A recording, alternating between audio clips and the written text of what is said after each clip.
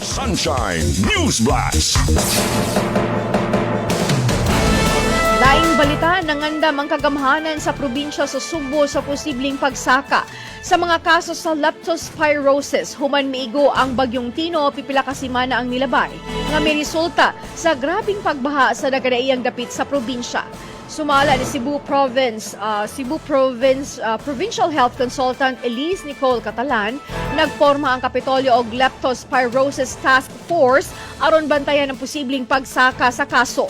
Lakip na ang pag-monitor sa sakit, case management o koordinasyon sa medical response sa mga LGU, ospital o health partners sa Sugbo. Nagpadayon usab ang task force sa pagkigtambayayong sa mga pribado o ipampublikong tambalanan alang sa pinakabag-ong update sa hemodialysis treatment nga kritikal sa mga grabe nga kaso sa leptospirosis. Gikoordinar usab ni Catalan ang PhilHealth aron matabangan ang bayranan sa mga pasyente nga apektado. Gipahibalo usab ni Cebu Province Health Officer in Charge Mary Ann Josephine Arsenal niadtong Lunes nga adunay 23 ka mga kumpirmadong kaso sa leptospirosis sa tibuok probinsya. Sa kasamtangang datos, ang Talisay dunay 8 ka kaso. Sa Konsolasyon, 6 ka kaso.